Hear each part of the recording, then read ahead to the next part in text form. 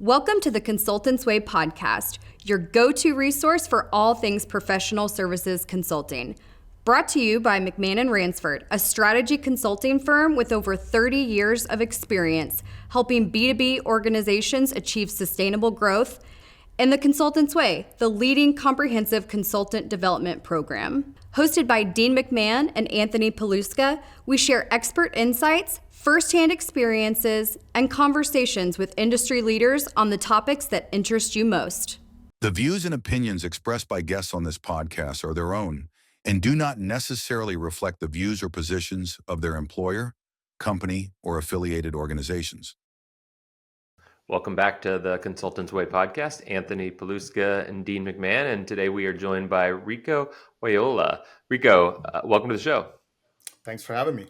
Yeah, thanks for joining us. Rico is works for IdeaScale, and Rico, you can share a little bit more about this. I'm going to use my words to describe it, but Rico runs all the customer touch points for the team after a sale occurs. So professional services and customer success and support services all fall underneath your purview, Rico. Rico, give yourself a little bit further of an introduction, explain a little bit more, or correct my statement there, and maybe talk a little bit about your background leading up to your time at IdeaScale. Sure. Yeah, thanks for having me, Dean and Anthony. IdeaScale is a global innovation management software company. We basically come in and integrate with organizations' business and innovation strategies, and we essentially become a home for employees and communities to put their ideas in. So in LinkedIn, you post posts or what's going on career-wise, and Facebook, you may share a post about your cat. In IdeaScale, you submit an idea that's going to change the game, that's going to change your business, or may even change your nonprofit or community. And people vote on them, join teams, organize around them, and basically follow a traditional innovation funnel where those ideas hopefully can become selected solutions that can scale. And as you described, Anthony, I help new customers and existing customers integrate their business strategies into the software. So what do you want to accomplish? What does that look like in the software? Tell me about your organization. How is it set up? And then how do we kind of configure the software to do that? And then how do we train your teams to be able to manage the software and get the value that you hope to get?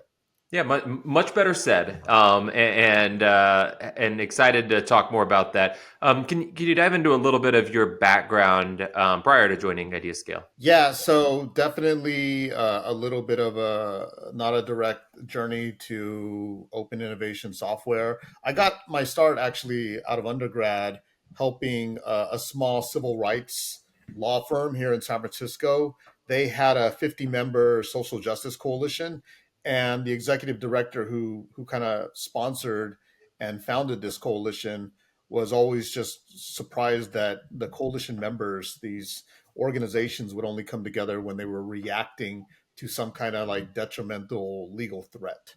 And she just said, as a coalition coordinator, Rico, how do you make these organizations work together more united and more proactive? And big question for a young person, but I kind of thought about it like a management consultant, and developed surveys and interviewed leaders and asked them about their decision making, and what were some of the barriers to being proactive. And you can imagine all the different answers, from culture to just flat out disagreements to funding challenges. But it really just kind of sparked my interest in partnerships, alliances, bringing people together to work on big, hairy, social, environmental, complex challenges. So when I was done with that, I realized we had enough good civil rights lawyers and social justice lawyers, and I really liked the study of partnerships and management, and how do you bring organizations together to work on things, and what's the kind of management infrastructure needed for that. So was accepted into a business school actually in France, and because I wanted an international perspective, because I knew the members of these coalitions would come from different countries.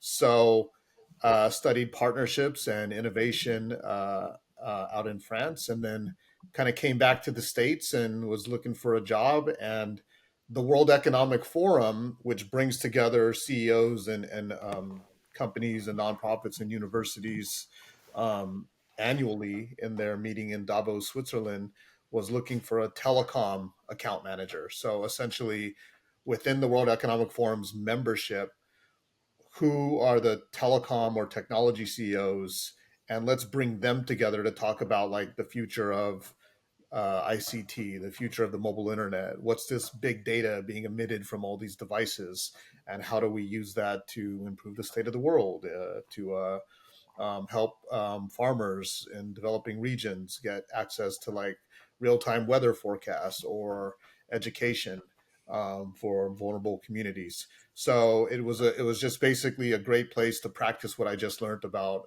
partnership management and bringing people together, and that just kind of took me on a path towards any kind of initiative, labor union, presidential election campaign, neighborhood startup called Nextdoor, anything that was essentially about bringing people together online and offline to mobilize around some kind of like large complex goal. That's kind of been my mantra and my superpower. And then you kind of realize, well, then the next step is figuring out what is open innovation and who provides those type of services and products. And that's kind of where I'm at now.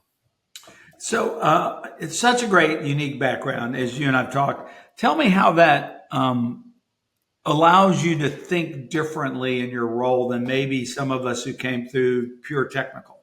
Yeah, so a little bit about open innovation. Essentially, innovation is, taking ideas and deciding how can they be applied to existing products and services and make them better, or possibly these ideas might be new products or services.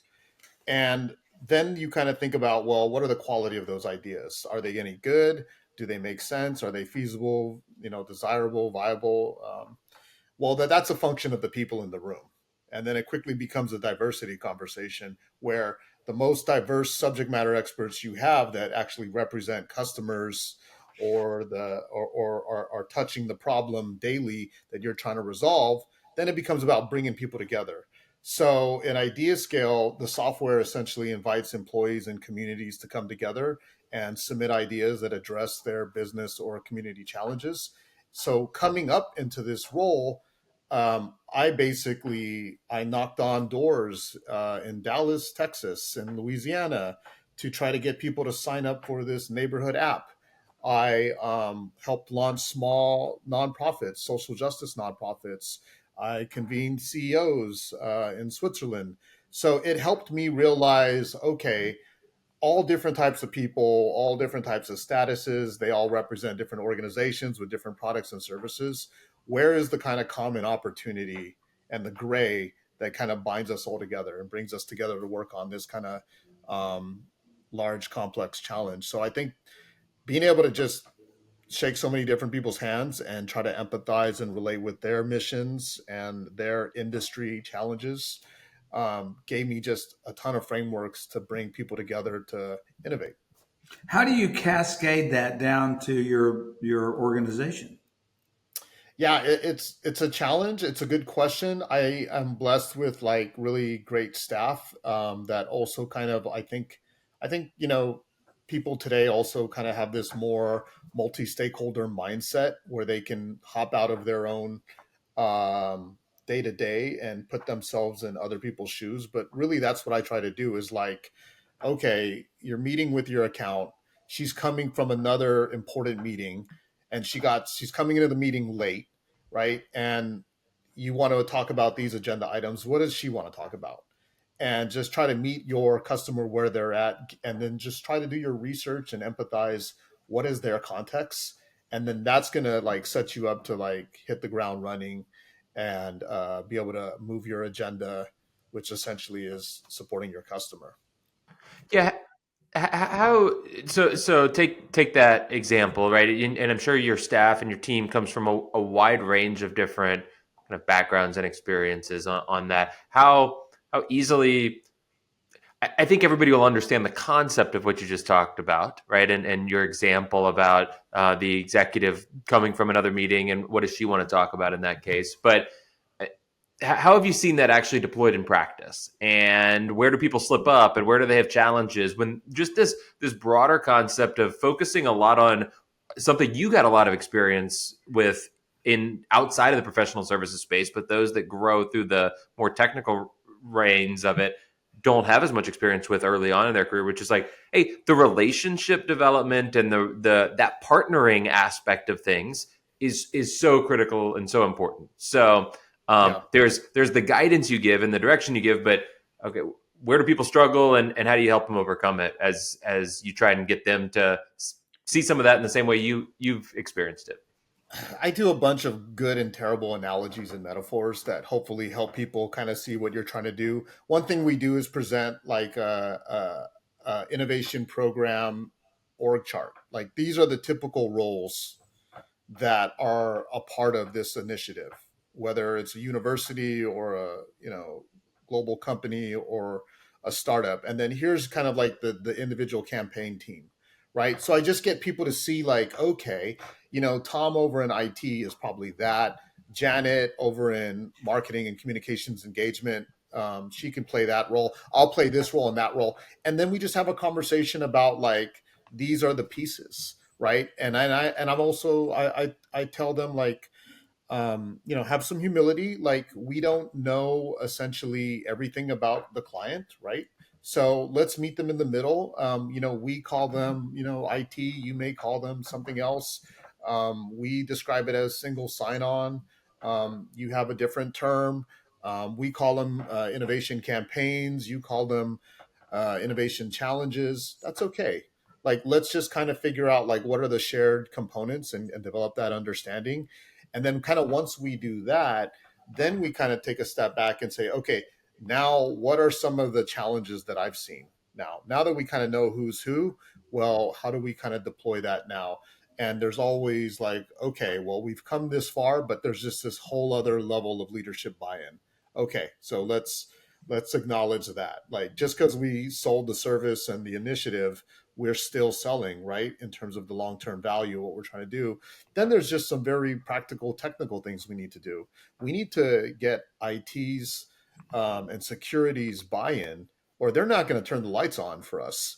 And we're just going to be talking to ourselves for a bit. So like the next step out of this is we need to schedule meetings with your IT and your single sign-on login people, because those conversations sometimes it'll take 3 months to go through security. So we try to create a shared understanding of like the stakeholders, the committees, the maps, and then we talk about like, well, what are the different components that need to happen in a certain way, and just kind of brainstorm, okay, where could some of those challenges be?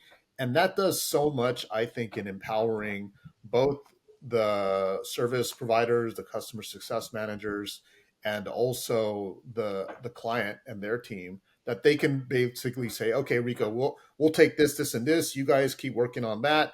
Let's meet this time next week, and we'll see how much progress we made. So once you kind of get to that point, it feels like the relationship has already gone through enough to course correct as needed. Rico, I was just writing a paper this morning on, we get a lot of requests for different kinds of content, right? And one of them was, hey, new managers of consultants, right?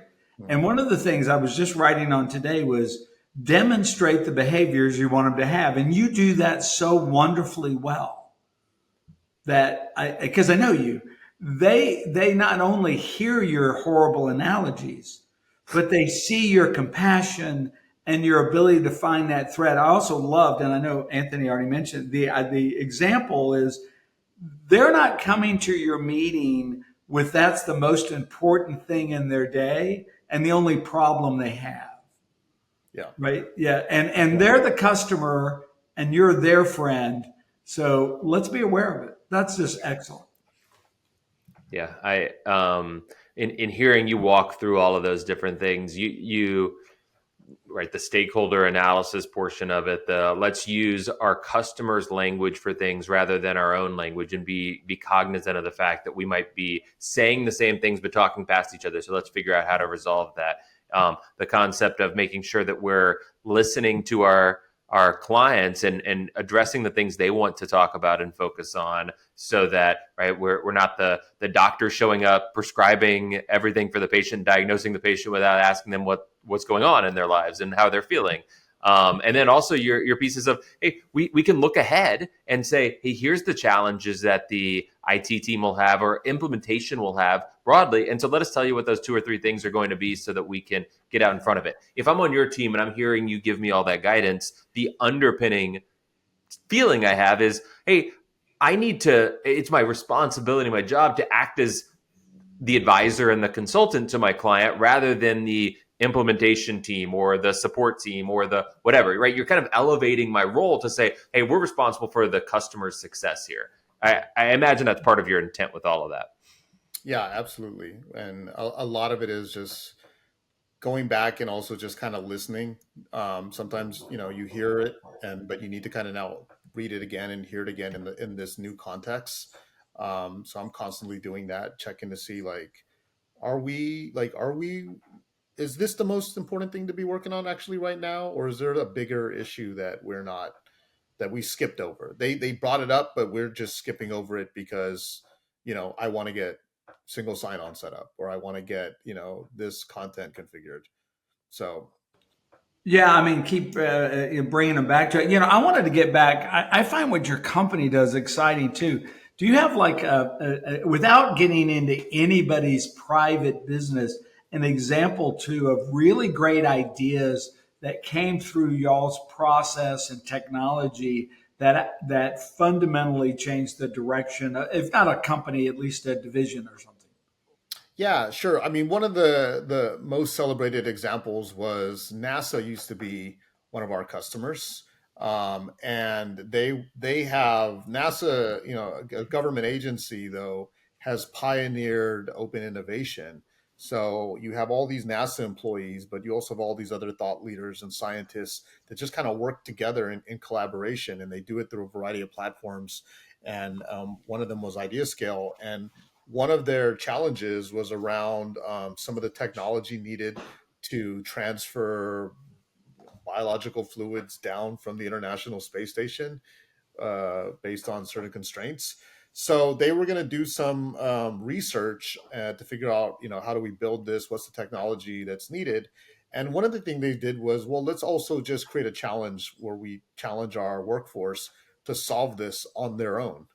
And that way, we could probably figure this out with our own expertise. And there was an employee kind of 300 yards away from where the NASA at work headquarters was at. And the person just submitted a solution saying, we use a technology called this, and this, and you could take it. It's ours, but I think it'll work. And it just saved NASA probably $20 million worth of money just by breaking a silo of two departments or initiatives that weren't directly engaged with each other. So a lot of innovation is, yeah, it could be that aha, Picasso idea, but it could also be just from that slow iteration of people that are not necessarily engaged on a day to day, seeing something new with fresh eyes and building on top of each other's concepts. And that could, bring forth a lot of value. So that's one example where you bring a lot of people together online to be able to see ideas and vote and comment on them. It also just creates this kind of new larger shared understanding of what are our existing assets and technologies that we currently have, and can any of that be applied to this new challenge, as opposed to going off and starting fresh and building something new. Yeah, that's great. It's a really good one. I was once in a I'll leave their name out, but an orange juice plant, and something similar. Anyway, the not the people who provided the sugar, but the people who received the sugar that worked at the orange juice company said, "Hey, it would be really great. I bet we'd really help them if we told them to ship us sugar in the size we actually use." Yeah. And cut all the loss of sugar on the floor and all the problems with sugar on the floor. And somebody there said, well, can we get it in a biodegradable format. And can we put a chute beforehand and just put it in? It comes out of the chute, then it goes another way. In about 10 minutes, they had solved one of their providers' problems. But the challenge there was, and this is why you're really good, there was an immense amount of resistance on the provider to hear them. Yeah. Right? Because you didn't have access to the person that would actually hear you. Sales rep didn't care. No offense to the sales rep. In this case, that sales rep didn't care. Right? Yeah. Well, yeah, that's the other part of it is that if you have a community that's submitting and capturing ideas, just because someone sponsored that platform, that doesn't mean it needs continuous like nourishment and cultivation. And leaders need to say, okay, we've invested in this.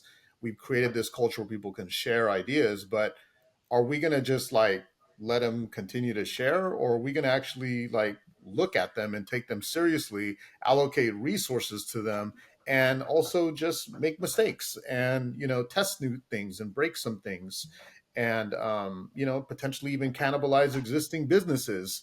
But it's listening to your employees. And kind of one of the things that I wrote early in my open innovation consulting was leaders are essentially, open innovation is essentially like an exercise in humility, because you're saying me and my VPs don't have the answers.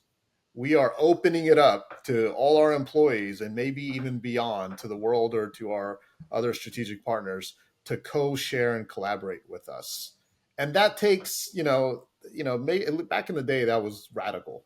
Now I think it's a lot more open in terms of like how music is made, art is made, services and products are delivered and made. So, but I think that still inspires me in that we can bring people together to still like create new things that and solve our problems. Yeah. And what you said about leaders, I mean, you know, leadership is about others. And we confuse that, at least in the West, with leadership's about me. And of course, leaders don't know everything.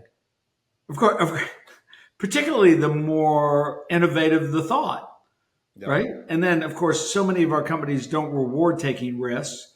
So, what I like about you, if you've taken it out of the org chart, right? If you didn't break the org chart, you didn't break how we get things done. You just said, hey, Carol over there in purchasing might just have an idea that would save us a lot of money or make it, and then, but to your point, it's to not, if you're doing it for the wrong reason, if you're doing it to say we're doing it, Yeah. don't bother and don't get you involved because that'll break your heart, right? Hey, let's get real and let's try to improve our businesses and muster all the thought we can, and even outside of our business, right? Yeah. That's great. It's really great. So, Ante, any follow-up questions before we ask Rico to give us the takeaways? Rico, tell us a couple of things that you would like us to remember about the great way you manage and infuse with your people your unique personality and things, takeaways that we could all do. And I think bad analogies we already wrote down, right? Yeah, I think always be learning, right? So I think with the pace of AI and just the world today, things are changing and shifting so quickly, that having a pulse of like kind of what's going on. It's not just about like staying abroad on domestic and global news and business news or social news. It's also about classes and courses that you're just constantly like researching and learning how the thinking is evolving. I think is paramount. I think leading by example and with some humility that you may not have all the solutions, but this is what we're going to try, goes a long way in building trust with your team, because they will recognize you as someone who's just kind of open to like the best idea wherever it comes from. And then I tell my team just like, go into these meetings and anticipate what do you think is going to be needed? What questions do you think are going to be asked? What questions should be asked? And have those there. And then and keep those in mind, even if the agenda goes off script, because you can still get what you need to get done even if the conversation goes in different places. So I'll leave it at that.